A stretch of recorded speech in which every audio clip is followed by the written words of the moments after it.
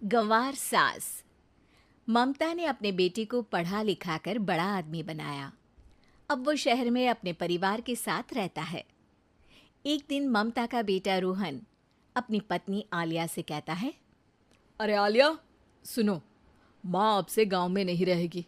वो हमारे साथ यहीं रहेंगी शहर में। उनका कमरा आज नौकर से बोलकर अच्छे से साफ करवा देना। ओह, आज तो मेरी किटी पार्टी है, फिर मुझे जिम और फिर शॉपिंग। ठीक है, कल करवा दूंगी। अब अच्छा, लेकिन माँ के सामने ये कपड़े नहीं चलेंगे। हाँ, तुम्हें साड़ी या सूट पहनना होगा। अरे बिल्कुल भी नहीं।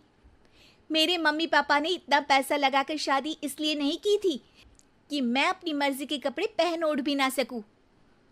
अरे चलो, गुस्सा मत हो, लेकिन कुछ दिन तो माँ की खुशी के लिए कर सकती हो ना। लेकिन आलिया मानती नहीं। माँ आती है सिंपल सी साड़ी, झोला और चप्पल पहनकर। अरे रोहन, मैं इनके साथ कैसे रहूंगी? मेरी फ्रेंड्स क्या कहेंगी?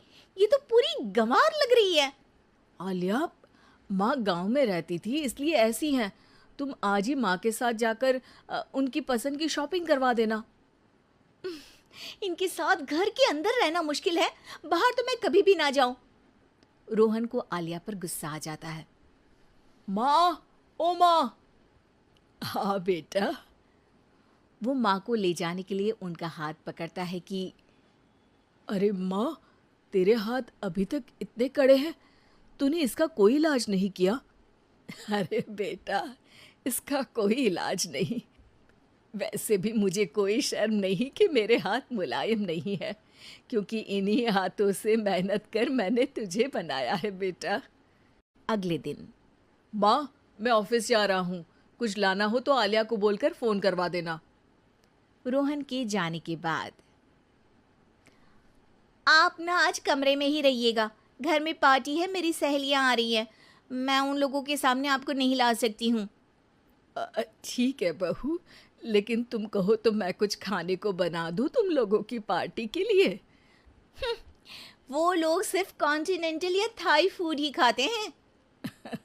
कोई बात नहीं, कभी इंडियन खिलाने वाला कोई मिला नहीं होगा ना। मैं बनाकर कमरे में चली जाऊंगी।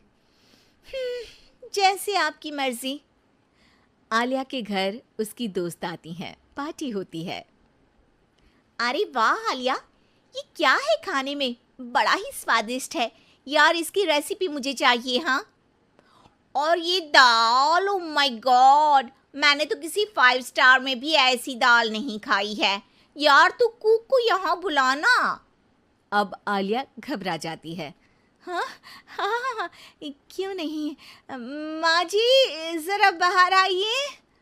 आलिया की सास सिंपल सी साड़ी और गांव के अंदाज में आती है। अरे बहू, क्या हुआ? खाना पसंद नहीं आया क्या? बहू? अरे ये गांव से दिखने वाली औरत तुम्हें बहू क्यों बोल रही है? कौन है ये? वो हमारी नई नौकरानी है। सास बहू की बात सुनकर बहुत दुखी हो जाती है। वो सर झुकाकर जा ही रही होती है कि एक सहेली बोल पड़ती है। अरे कहाँ जा रही हैं माँ जी? वो उठकर उनके पैर छूती है। जीती रहो बेटा। क्या है ना, आपकी शक्ल बिल्कुल मेरी माँ जैसी है। पता है आलिया, मैं शहर पढ़ने आई और फिर शहरी हो गई, लेकिन मेरे माँ पापा तो आज भी गांव में रहते हैं, बिल्कुल इनके जैसे ही हैं। आप यहाँ बैठिए ना आंटी, आप सच में बड़ी खूबसूरत है और आपके हाथ का खाना तो लाजवाब है। काश ये मेरी सास होती। सभी सहेलियां सास को घेर कर बैठ जाती हैं और उनसे खाने की रेसिपी पूछ रही होती है कि तभी घर की बेल बजती है और रोहन आता है। अरे क्या बात है, आज आप लोग हमारे घर में? और ये लोग तो मुझे आलिया से ज्यादा माँ की सहेलियाँ लग रही हैं। क्या ये आपकी माँ है? लेकिन आलिया ने तो कहा कि ये उनकी नौकरानी है और इन्होंने भी नहीं बताया। वो नहीं बताएंगी, क्योंकि उनके लिए बच्चों की इज्जत और उनकी खुशी सबसे पहले है। मुझे माफ कर दो, मुझे इन्हें तुम लोगों से मिलवाने में शर्म आ रही थी कि तुम लोग क्या कहती? अरे अब तो हमें शर्म आ रही है कि तुम हम लोगों की सहेली हो।